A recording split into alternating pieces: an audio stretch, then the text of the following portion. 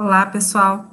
Então, nós vamos para a nossa terceira aula do dia 17, né, de modelos aplicados à gestão. Então, a nossa aula vai ser gravada hoje em função de que começa hoje o nosso fórum do conhecimento. Então, o aluno que quiser assistir o fórum, participar do fórum, né, ele pode assistir a aula em outro dia. E a atividade que eu dou 48 horas, eu vou deixar até domingo, porque é uma atividade que vale nota, né, para compor a nota da AP1. Então, eu vou abrir a aula.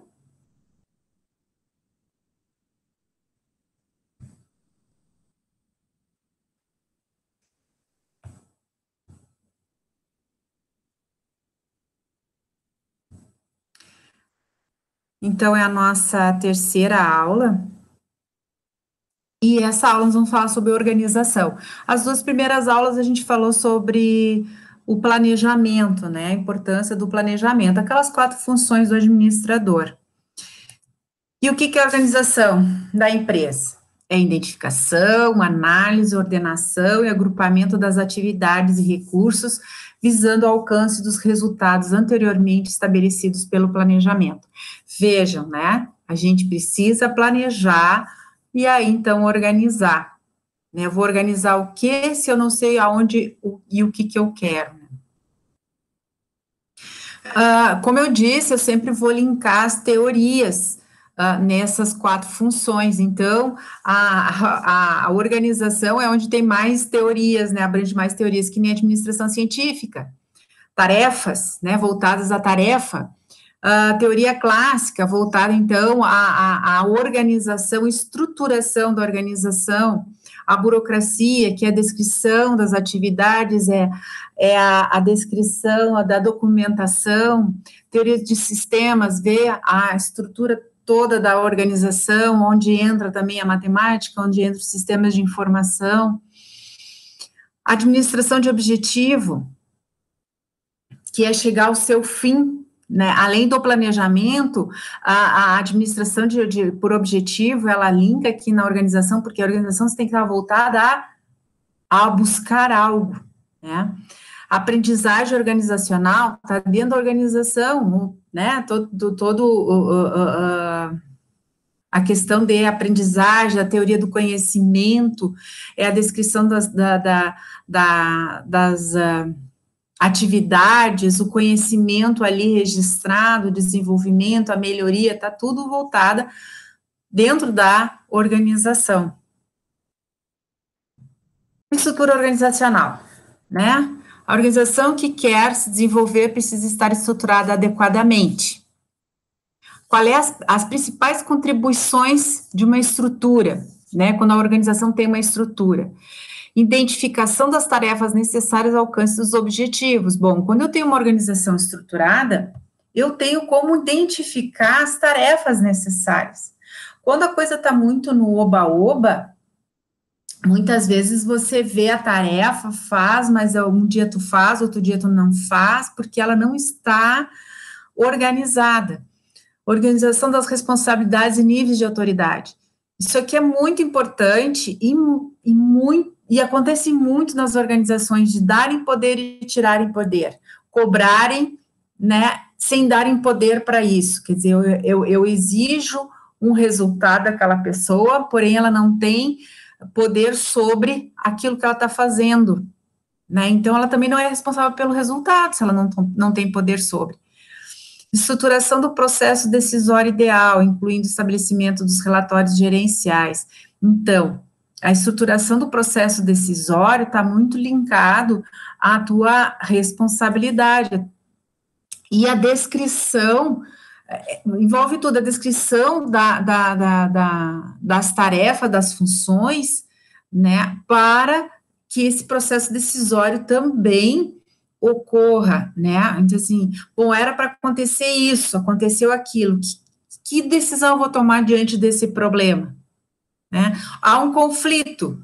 Bom, quem tinha que fazer o quê? Quem fez o quê? Aonde está o conflito para eu tomar uma decisão? Entender a estrutura para ver, né, para que lado que eu vou. Contribuição direta para a otimização das comunicações internas e externas da empresa. Se não está clara a estrutura, há problema de comunicação. Quem tem que comunicar para quem?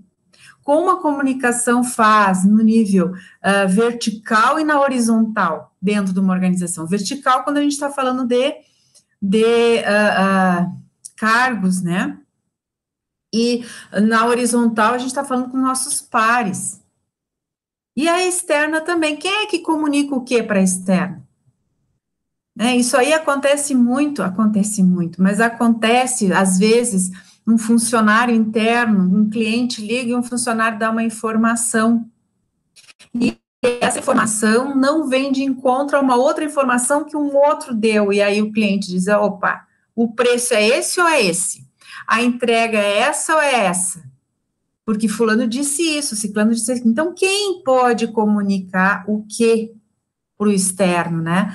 Então, vocês imaginam numa negociação também. Alguém dá um preço errado. E eu não digo só um produto lá de ponta, né? Mas eu digo grandes negociações.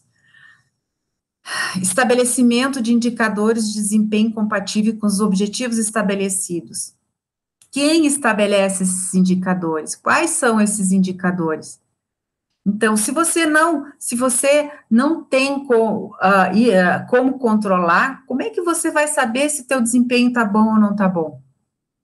Só lá no resultado final, né? Você tem que acompanhar ao longo do processo.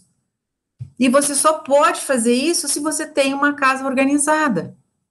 Contribuição direta para incremento motivacional e maior comprometimento para com os resultados esperados.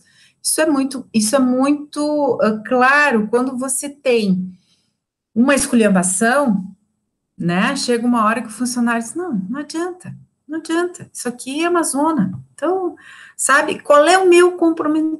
Não adianta eu me dedicar, às vezes eu estou me dedicando, daí aquele outro lá que não é tão, né, não tem tanta, é reconhecido, às vezes até mais do que eu, não existe um procedimento, daí eu disse assim, eu estou lá suando e vindo, e fazendo hora extra, e fazendo isso, fazendo aquilo, e o outro que não faz, tem o mesmo reconhecimento que o meu, então por que eu vou me comprometer com a organização, né? Qual é a minha motivação para ir dar o meu a mais, dar minhas ideias, se eu não tenho, às vezes não tenho nem espaço para falar, mostrar isso, né? Então, numa organização que está, numa empresa onde a organização está estruturada, isso fica mais claro e a gente pode oferecer essas oportunidades para o funcionário, porque isso só vem a contribuir a favor da empresa, né? Então, seriam essas algumas, né, contribuições quando a empresa tem uma estrutura. Bom, formação básica da estrutura organizacional. Então, a gente tem a estrutura formal e tem a estrutura informal. A formal é o que representa a estrutura organizacional, né?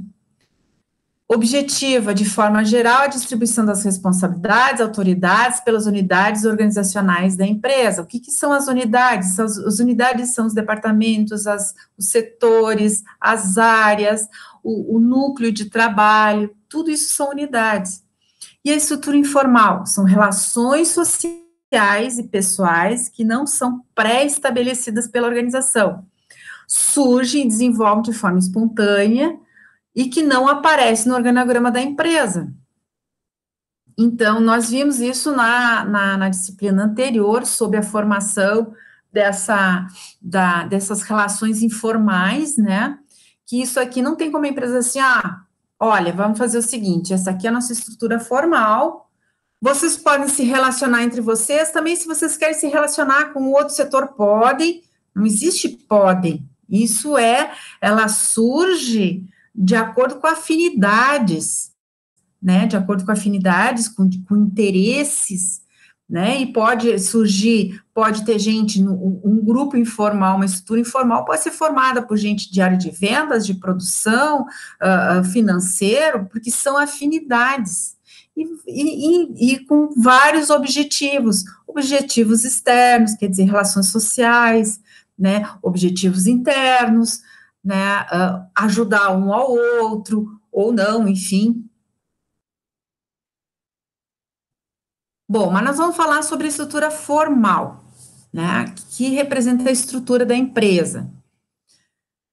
O que que ela procura? Procura consolidar ainda de forma geral a distribuição das responsabilidades e autoridades pelas unidades. A estrutura formal é representada pelo organograma da empresa, que é uma representação gráfica, pelos fatores básicos de influências e suas partes integrantes. Para que a estrutura organizacional seja realmente adequada à organização, precisa, em primeiro lugar, definir missão, visão, valores e seus objetivos. Baseado nessas informações que a empresa se estrutura.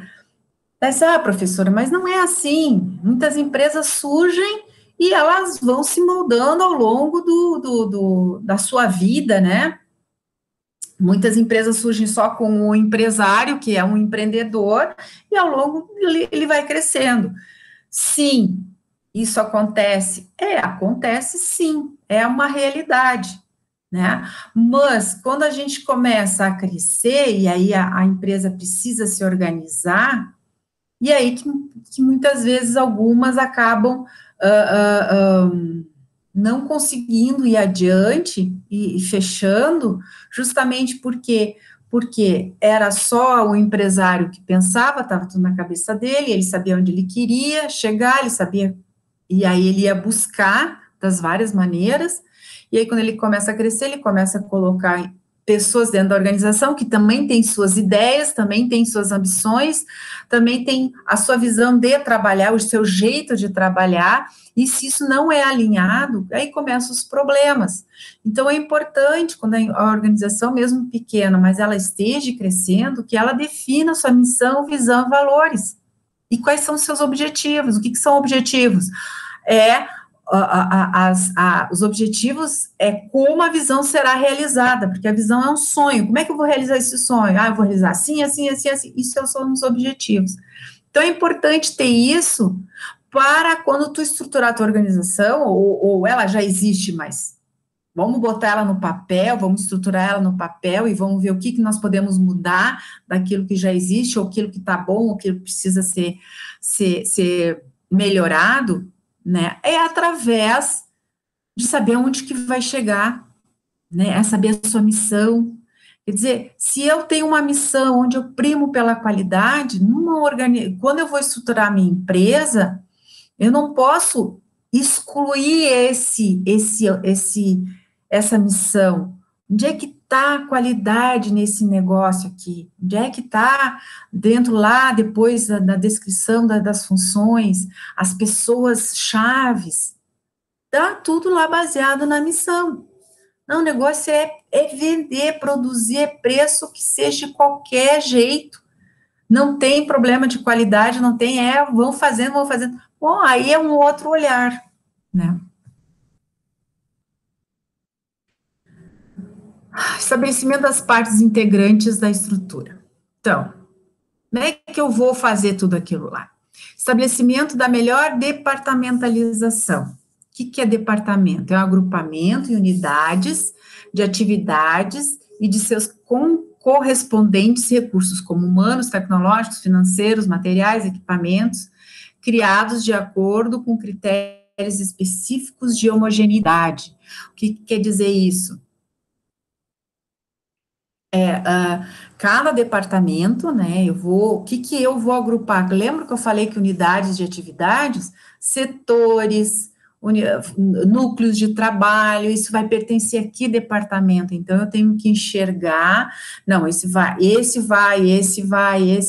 para o departamento X, né? Então, nesse departamento X, quantos recursos humanos eu tenho? Eu tenho um técnico, eu tenho isso, eu tenho aquilo, vamos supor ali, vamos falar ali a área de vendas e marketing. Na área de vendas e marketing está incluído, por exemplo, o setor de desenvolvimento de produto. Então, lá, uma empresa de médio porte, por exemplo, eu vou ter o setor de vendas, eu vou ter o setor de desenvolvimento de vendas, eu vou ter vendedores, eu vou ter secretários, eu vou ter supervisor de vendas, eu vou ter lá no desenvolvimento de produto engenheiros ou designers, né?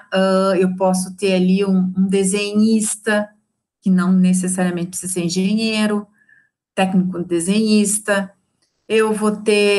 Posso ter aqui ainda a parte de um técnico, dependendo do meu produto, né? Eu posso ter um técnico em mecânica, enfim, desenvolvimento dos produtos. E aqui, o que que eu vou ter? Eu preciso de ter, então, toda essa parte de laboratório com AutoCAD, com equipamentos de testes, né? Posso ter ainda aqui assistência técnica, ou a assistência técnica pode estar voltada para o industrial, né? E assim vai indo. Então, eu vou juntando unidades e nesse departamento, porque quanto menor a organização, menores setores tem, é óbvio, né, gente? Numa empresa pequena, eu vou criar vários departamentos e todos vão ser do mesmo. Então, assim, que nem normalmente, quando a empresa é pequena, o departamento financeiro administrativo barra financeiro. E o que que é o administrativo? O administrativo pode abranger várias coisas, pode ter compras, pode ter expedição, pode ter. Aí entra o financeiro, né? Contas a pagar, contas a receber, até a própria segurança patrimonial, pode estar tudo no administrativo financeiro. Entrou até a segurança patrimonial, enfim, entra lá no administrativo. É diferente de segurança do trabalho.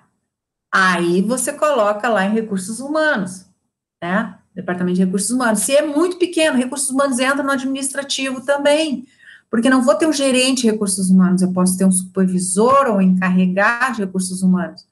De repente, eu faço a folha externo, eu não desenvolvo a folha na minha organização, isso é terceirizado.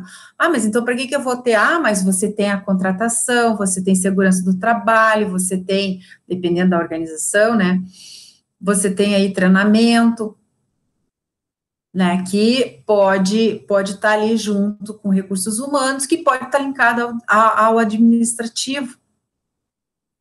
Aí, na questão da produção, a produção pode ser industrial, daí pode pegar a produção, pode pegar manutenção, né, mais produção e manutenção, e assistência técnica, talvez, PCP, né, programação e planejamento de produção, pode estar na produção, que numa empresa grande já não está, tá no industrial, mas tem o gerente de produção, que é diferente do PCP.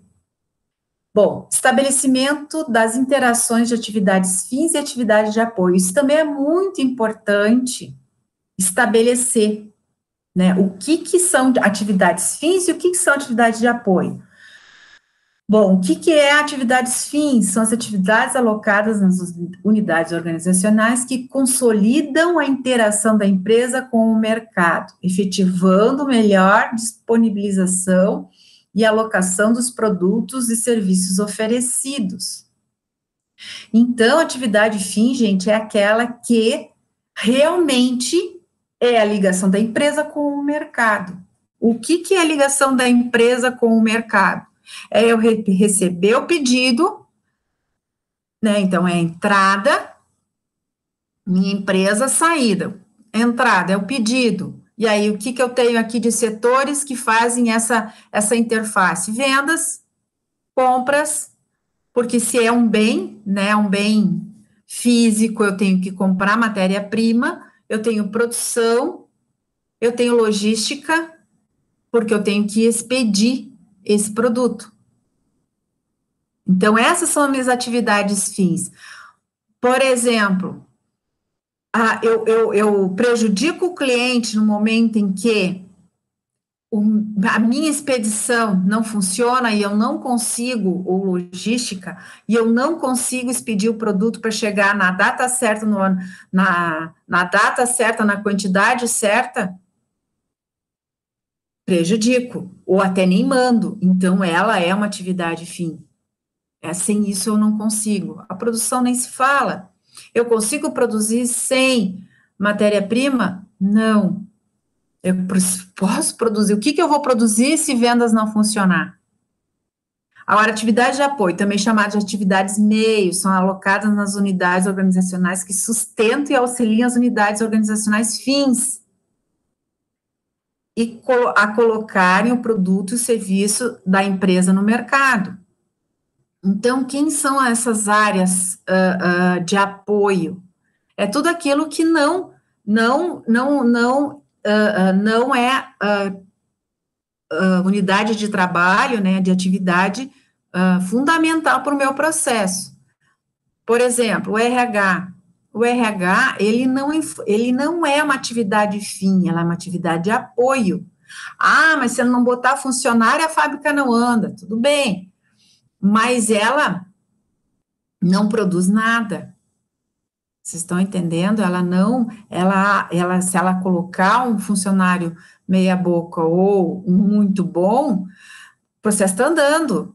Se faltou um funcionário, vai se dar um jeito que o processo vai ter que andar, né? Outro setor de apoio, por exemplo, segurança do trabalho, marcenaria, né? Coisas assim que não estão linkadas diretamente, manutenção, mas manutenção, se a máquina quebrar, não funciona. Sim, é verdade, mas é um setor de apoio, não é o mecânico que gera um produto novo, é o funcionário ali da máquina, do processo, e não o mecânico. É importante enxergar isso, é importante, muito importante enxergar isso para identificar, né, no caso, quando você vai fazer o fluxograma sobre o processo de uma produção, da tua atividade macro, daí a visão sistêmica, né, do macro e depois do micro, né, de cada unidade. Estabelecimento da amplitude do controle dos níveis hierárquicos. Amplitude de controle. Então, é o número de subordinados que o chefe pode supervisionar pessoalmente de maneira efetiva e adequada. A amplitude do controle é um assunto muito antigo, né? Aí eu botei aqui o exemplo do exército do Gengis Khan, um comandante mongol, que para vocês terem uma ideia, esse comandante, ele conquistou, ainda não existe no mundo, né, não saberia dizer se é uma raça, não é raça, é uma, os mongóis, né, os mongóis foram os maiores conquistadores de terras do mundo. Eles conquistaram mais terras, mais áreas, extensão de terra que os romanos e qualquer outro. Eles foram os que mais conquistaram. E olha como diz aqui, que era organizado em grupos de 10, chefiados por um líder. Cada grupo de 10 líderes era chefiado por um outro líder de nível superior. Cada 10 desses, né, eram chefiados por outro líder, assim por diante. Os generais tinham em seu comando mais de 10 mil homens. Aí um outro exemplo que é bem ao contrário, ó, cerca de 750 bispos e outras 1.200 pessoas terem de prestarem contas diretamente ao Papa. Chamamos isso de uma situação extrema. Vocês acham que uma pessoa, no caso o Papa, tinha condição de administrar 1.950 pessoas, diretamente, sem chance, né? Então, assim, vejam que a qualidade da liderança, ela está muito também linkada com a amplitude do controle. Fatores que influenciam na amplitude: atribuições pessoais do chefe, o nível de capacidade profissional desse chefe, o nível de capacidade profissional do subordinado, o nível de tipo de liderança existente na organização, o nível de similaridade das atividades dos subordinados, o nível de clareza, comunicação, aceitação dos objetivos da empresa, a habilidade dos subordinados em se relacionar com as pessoas. Então, assim, ó, claro que tem gente que consegue administrar mais pessoas do que outras. E aí, então, tá aqui, ó. Quais são as atribuições pessoais de cada líder nesse caso, né? Tem uns que tem é mais rápido de despachar, é mais rápido de, né, outros já são mais devagar, já, então isso vai afetar. Nível de capacitação profissional, aí entendimento, né, de entendimento daquilo que ele está liderando, de que área que ele está liderando, né, qual é a sua capacidade profissional, não é só de liderança, mas se ele entende do assunto ou não. Nível de capacidade profissional dos subordinados. Outra coisa, uma coisa é tu liderar, por exemplo,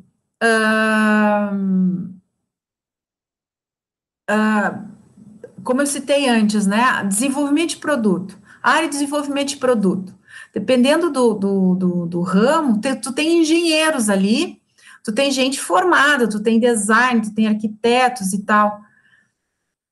Ali, pessoas com essa capacidade, elas compreendem muito mais rápido. Você diz 2, 3 coisas e ela, já entendi, tá, beleza, vou fazer assim, não, vou para lá, vou para cá. Agora, você tem, quanto menos as pessoas têm estudo, por exemplo, né, um grau de estudo muito baixo, só o primário e tal, às vezes tu tem que repetir 2, 3, 4, 10 vezes e ainda fiscalizar se ele está fazendo certo. Então, subordinados deste nível, você te consome muito mais tempo de liderança ali efetiva em cima do que quando você está lidando com pessoas mais esclarecidas. Essa você dá ali as dicas ou passa as coordenadas e ele anda sozinho. Então, você pode ter mais gente assim que você consegue. Agora, quanto mais difícil de entendimento, mais vai te exigir dedicação, né? O nível do tipo de liderança existente na organização, isso também, né? Se a organização é autocrática, ela é concentradora, né? Então, ela tem um tipo e no caso aqui também do próprio chefe, né? Que tipo de liderança ele tem de estilo, né? Ele é mais ditador ou ele é mais liberal, ele é mais democrático? Qual é a diferença? A gente vai ver na próxima etapa lá. Porém, assim, ditador, né, vale o que eu digo. Liberal, faz o que tu quer, desde que chegue no resultado. Democrático, pessoal, vamos ver aqui, o que nós vamos fazer? Tem uma diferença. Liberal, tu vai trabalhar quando são pessoas, além de ser esclarecidas, o próprio trabalho já condiz com que ele faça sozinho, né? O democrático é decisões compartilhadas, sendo que a última palavra tem que ser do líder, né? E no autocrático, então, é só ele que diz e o resto só obedece. O nível de similaridade das atividades dos subordinados. Bom, aí que está também, né? Você é líder de atividades completamente diferentes. Então, vai te demandar, é um desgaste, é um consumo de energia diferente. Olha só, eu sou, por exemplo, ali, quando eu disse administrador, gerente administrativo barra financeiro. Uma coisa é você lidar com a área financeira, entender de entrada e saída, e pagamentos e tal, e daí daqui a pouco te chamam lá na manutenção geral, olha, estragou todas as vassouras, o que eu faço agora e tal.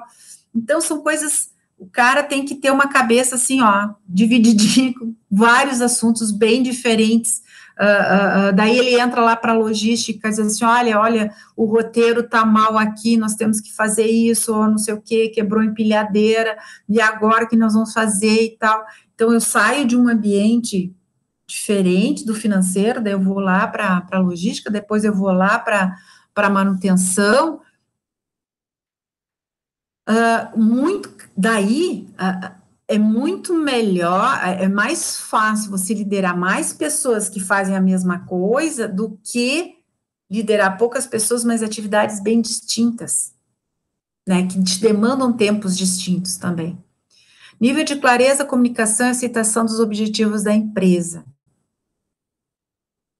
Então, uma empresa autocrática, ela não é muito clara, ela não é muito aberta, faço o que eu digo e acabou, não interessa, a comunicação é restrita, né, então, os objetivos, nesse caso, né, a aceitação dos objetivos, o funcionário acaba só trabalhando por trabalhar, não sabe por que está, ou por que estão pedindo essa velocidade, eu vou trabalhar do meu ritmo, então exigindo demais de mim, mas por quê? Porque não sabe que o objetivo da organização é atender aquele pedido, se aquele pedido for atendido, isso vai desencadear mais pedidos e a empresa vai crescer, né? Então, até muitas buscas são para melhor, porém elas não são comunicadas, então, como é que a gente pode aceitar, né, se a gente não sabe para onde que a gente vai ir?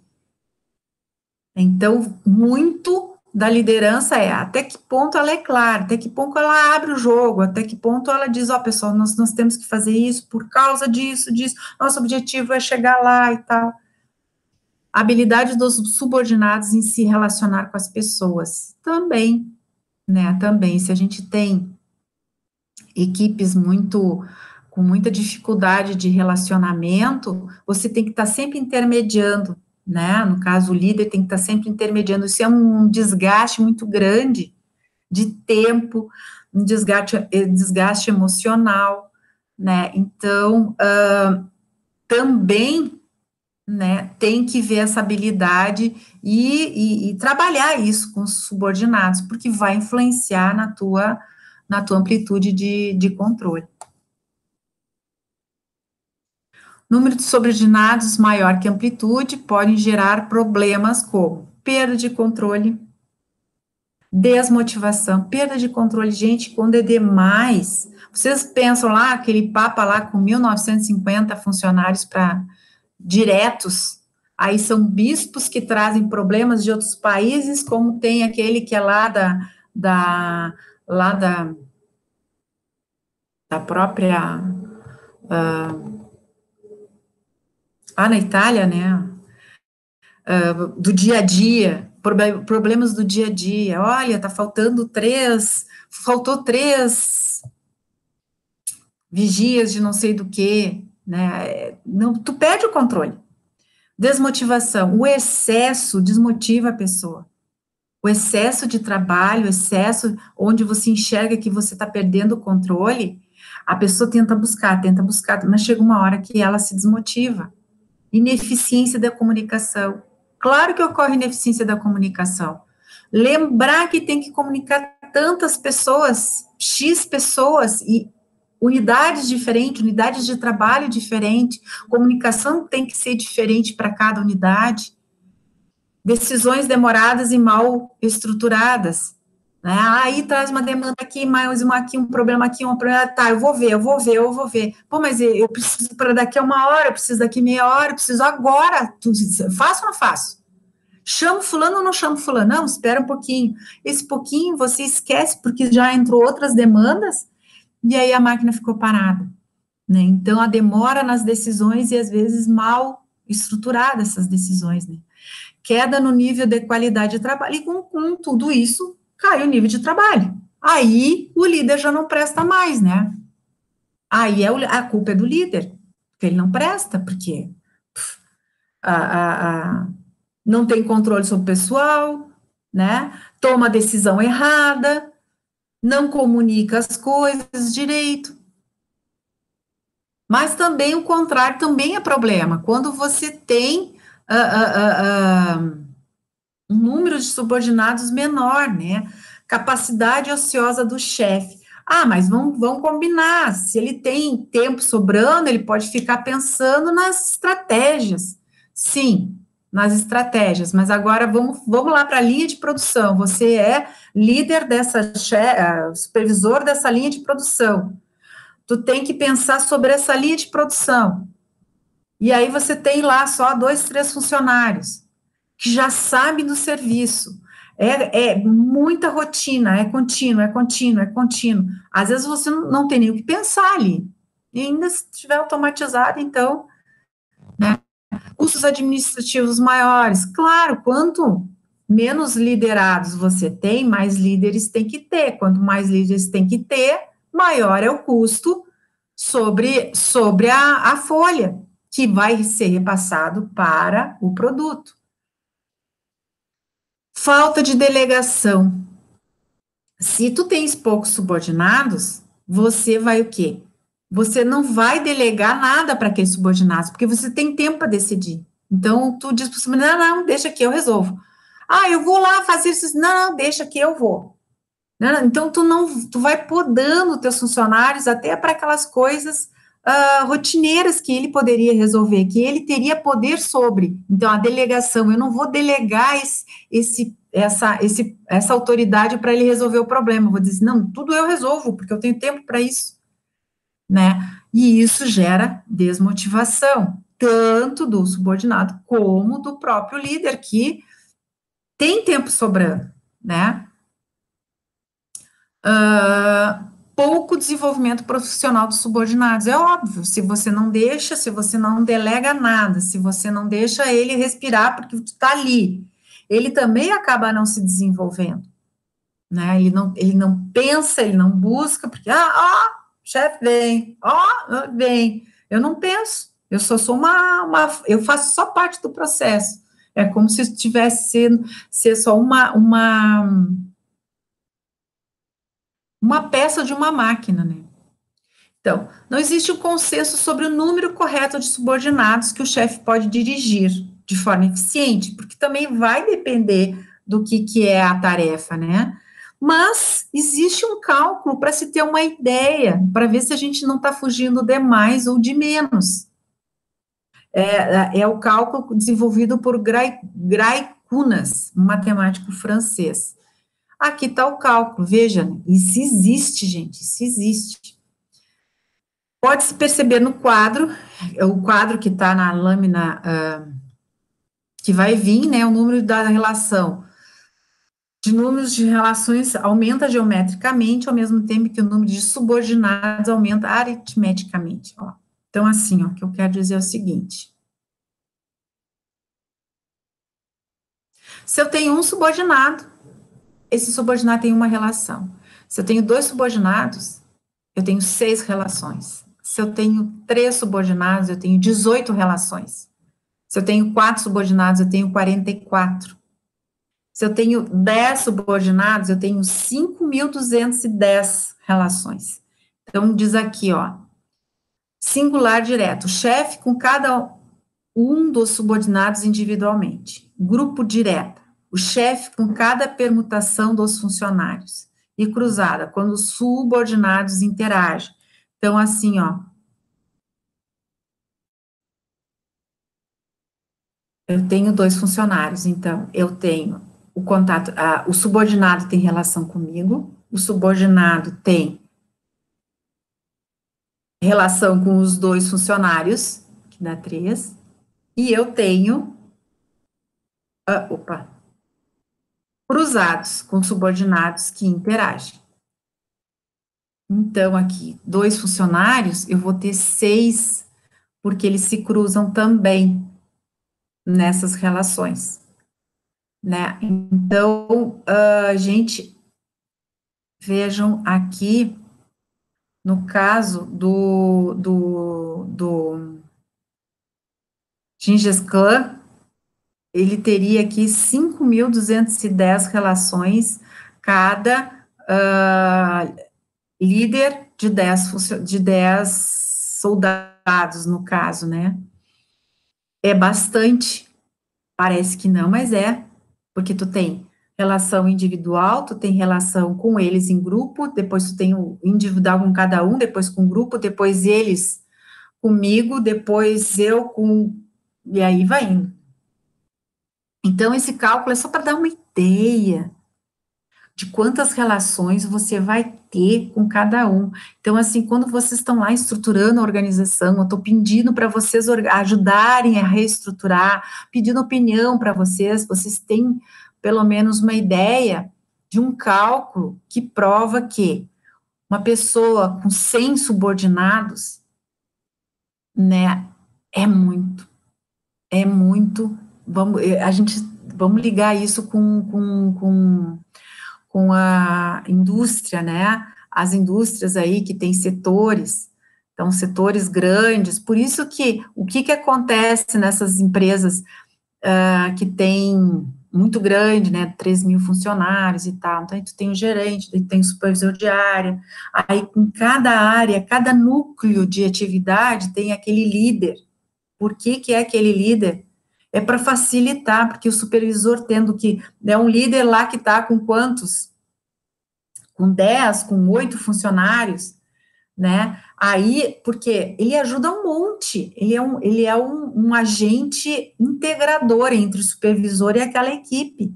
Não que o supervisor não vá lá naquela unidade, mas ele ajuda na comunicação, ele ajuda na assessoria de uma dificuldade do funcionário ali na hora, daí o supervisor tem que tá lá num outro funcionário, daí tem que ir lá naquele, daí ele vai ficar picando e picando e picando, e às vezes um colega pode tirar, mas não é um colega qualquer, é aquele que tu sabe que entende, que é o líder daquela unidade.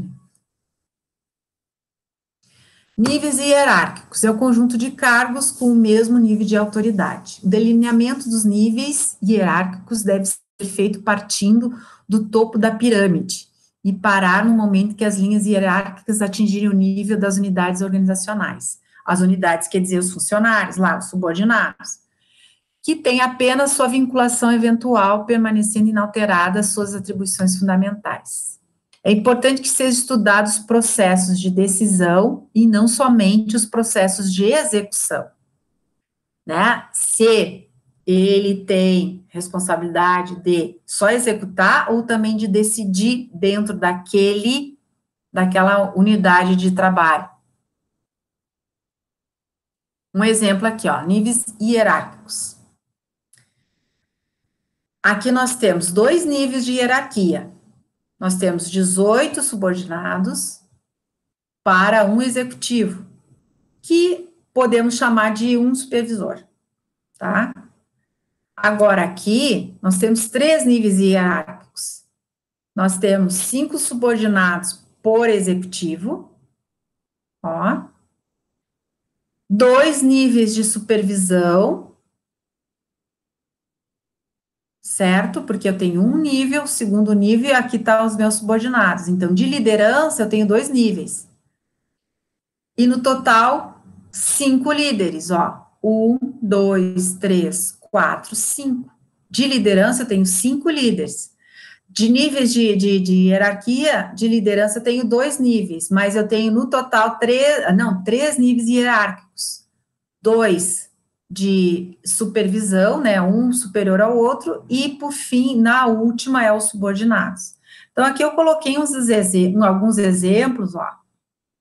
Aqui só no nível gerencial, presidente, diretor, gerente. Por isso, ó, isso aqui é os níveis hierárquicos. A gente não puxa um gerente para baixo. A gente tem que deixar tudo no mesmo nível. Como os diretores estão todos no mesmo nível. Ah, mas o diretor comercial ganha mais, um salário maior que o diretor de produção. O diretor de produção não tinha que cair, não. Em níveis de hierarquia, os dois são iguais. Agora, se os salários são diferentes, isso é outra história. Da mesma maneira, os gerentes aqui. Agora, se eu tivesse, que nem o diretor de produção, tivesse aqui, ó, aqui ele botou gerente de produção, gerente de compra, se ele botasse aqui, por um exemplo, que o PCP seria diretamente com o diretor de produção, aí ele poderia colocar abaixo da gerência, um exemplo assim, supervisor de PCP. O supervisor de PCP responde diretamente à produção, ao diretor, não tem problema nenhum, só que tem que ligar uma seta, aí tem que descer. Ele não pode ficar no mesmo nível de gerência, porque ele não tem o mesmo nível de gerência. Aqui, ó, nós já temos mais níveis, ó. Aqui nós temos, por exemplo, aqui, ó, aqui nós temos 2 níveis de liderança, mais 3 níveis de hierarquia, certo? Bem parecido com aquele que eu mostrei antes. Esse aqui, né? Agora aqui eu já tenho 3 níveis, 4 níveis de hierarquia, porém 3 níveis de liderança. Presidente, diretores, gerência, e aí nós vamos lá para os subordinados. Por que o caixa aqui ficou abaixo dos vendedores?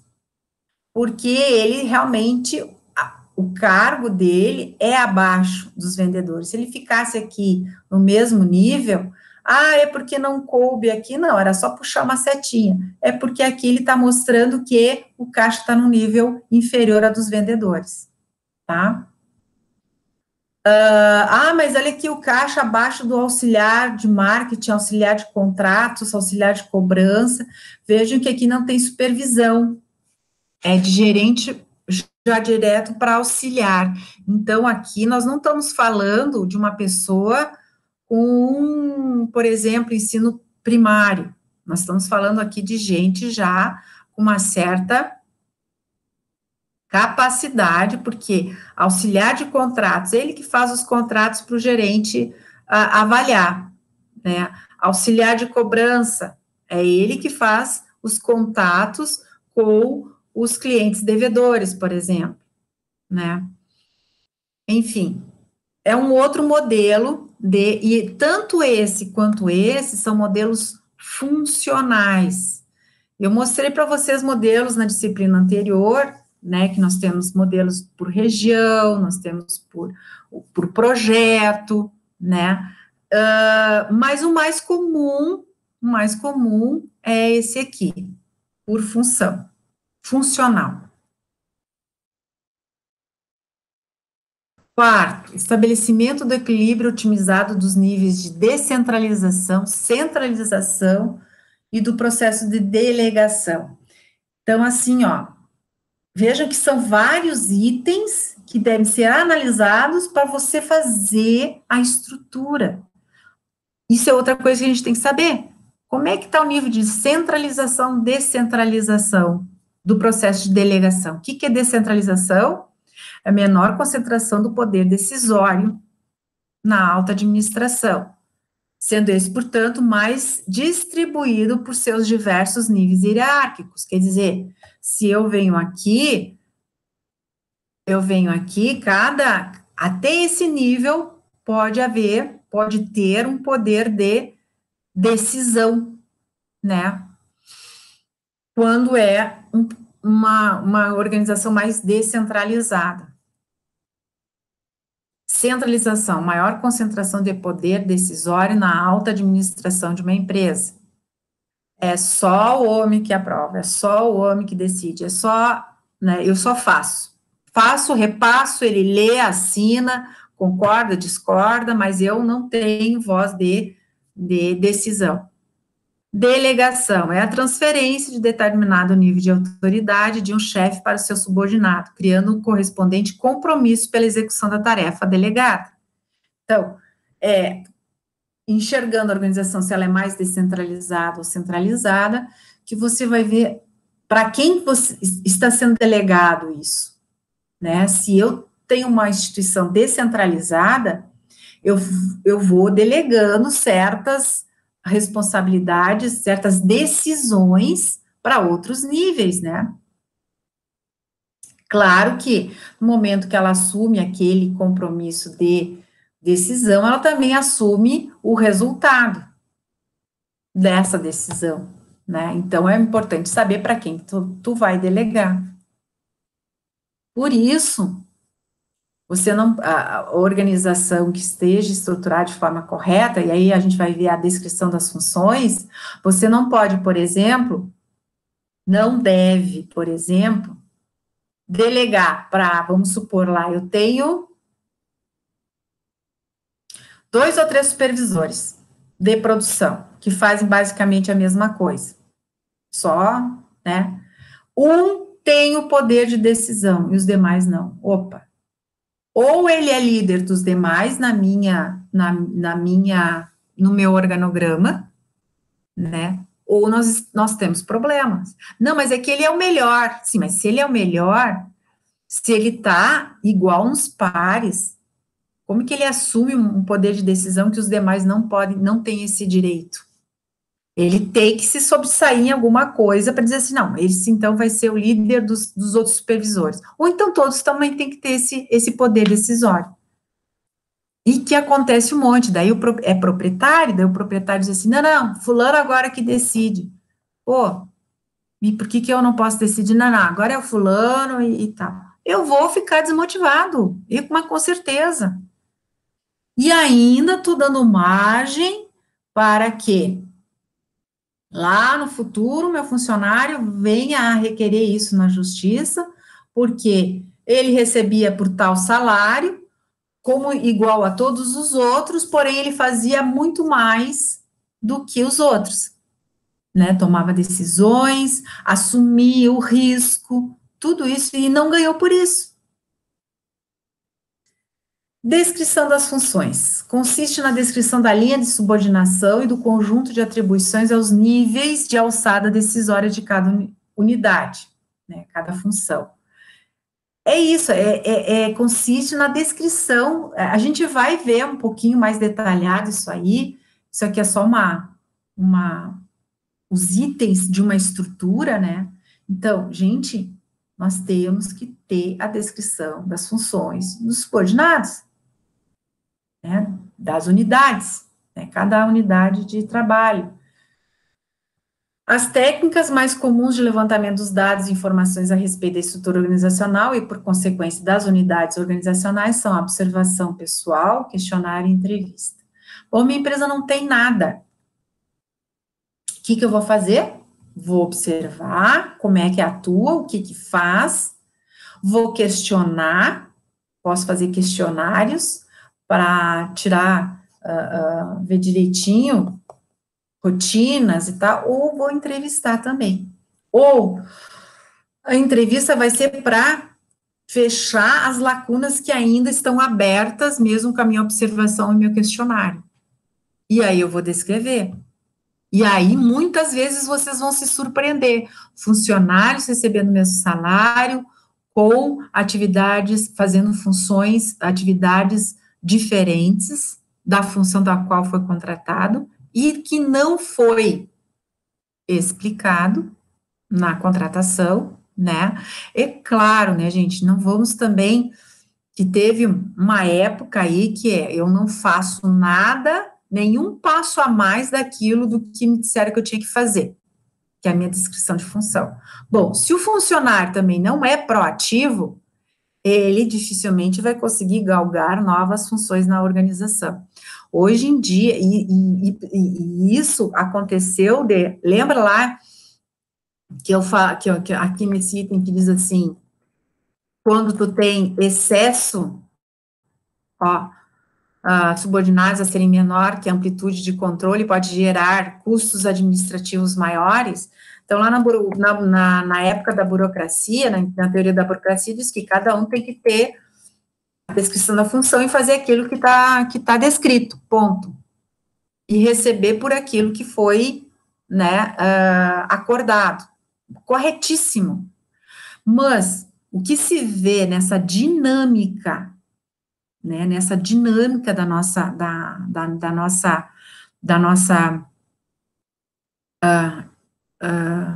atualmente, né, essa dinâmica de mudanças, é quase que impossível você ficar estagnado, uma função ficar estagnada. Ela hoje, um funcionário, como a gente diz, hoje o funcionário tem que ser polivalente, ele tem que saber mais de alguma coisa, porque ele tem que substituir um outro lá quando entrou de férias, tem que, né?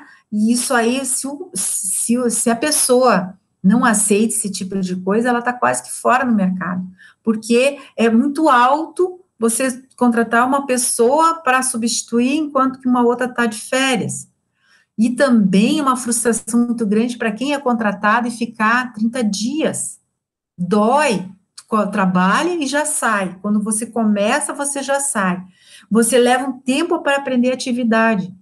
Mesmo que, mas eu sou caixa, e caixa vai ser sempre caixa. Não é, porque cada um tem o seu sisteminha lá, tem que ser assado, né? Então, melhor é você ter os próprios colegas cobrindo, uma coisa assim, né? Então, isso é uma coisa. Burocracia, nesse sentido, realmente, hoje em dia, tá fora da realidade atual das organizações. As organizações querem pessoas que sejam polivalentes, proativas, né? Mas uma coisa e enxergar que aquilo pode amanhã ser um potencial líder, né? É diferente de escravizar os funcionários por causa disso, né? Usar isso para dizer, se tu não fizer, tu vai para a rua, terrorismo, né? Fazer com que as pessoas trabalhem mais sem a justa recompensa por terrorismo. Isso aí é autocracia e pior que autocracia, né? Isso é exploração. Não é isso que eu estou dizendo, né? Então, descrevam, a descrição da função é importante justamente para isso, ó. Pedro não faz a mesma coisa que Paulo, e estão ganhando a mesma coisa.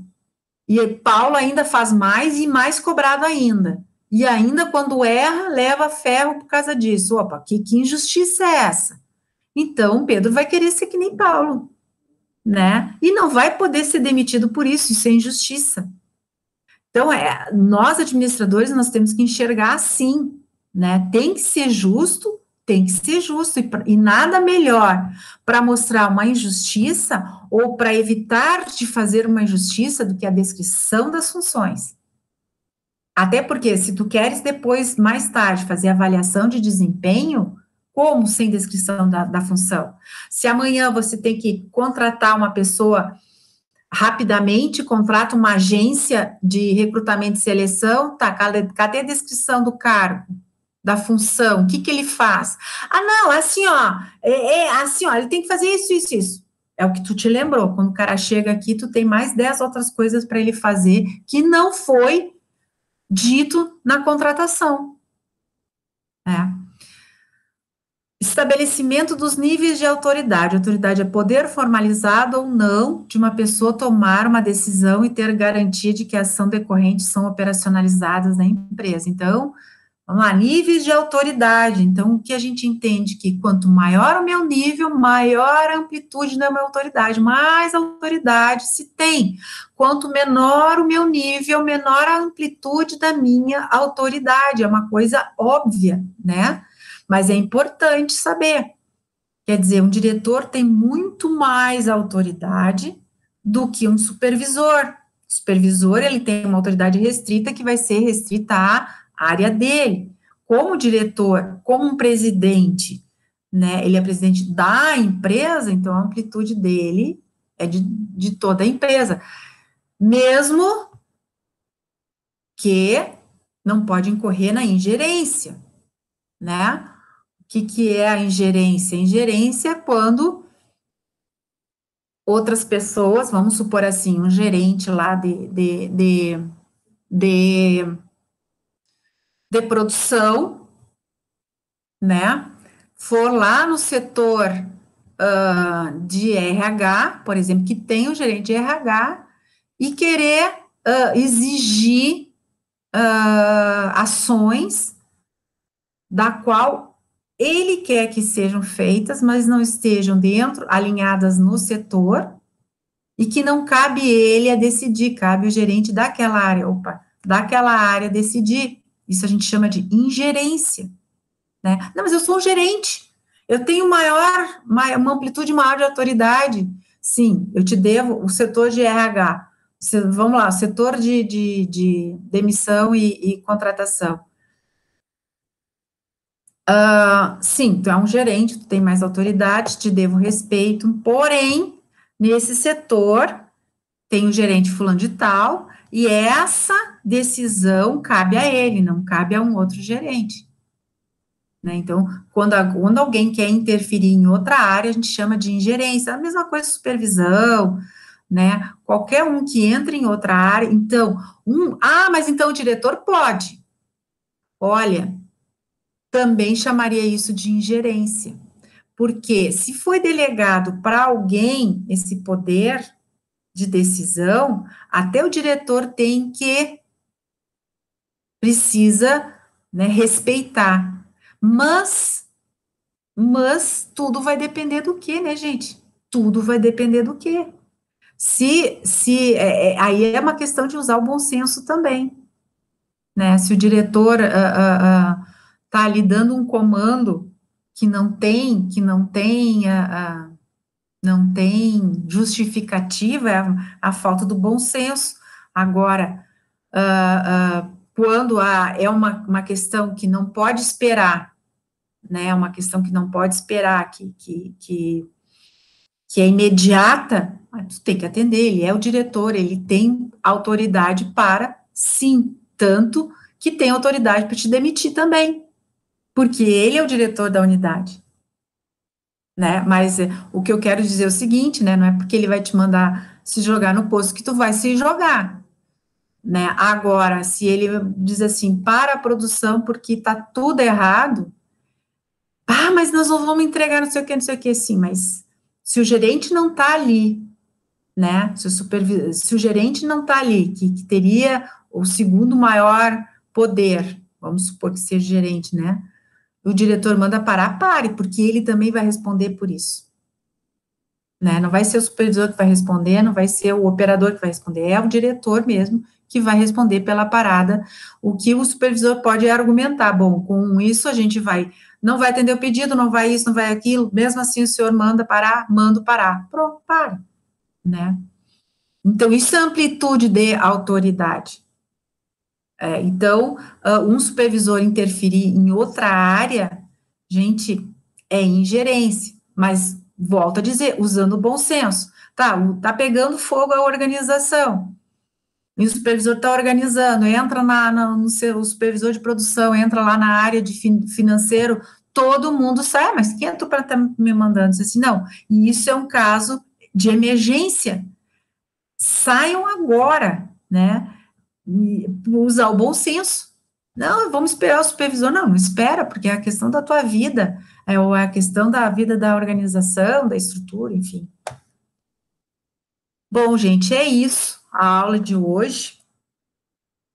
Né, alguns itens desses nós vamos ver um pouco mais, de forma mais detalhada, né, mas vejam que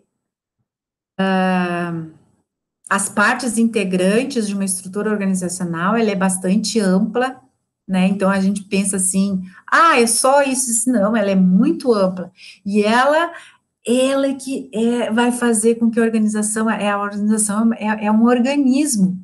Ela só vai andar bem se a estrutura estiver bem organizada.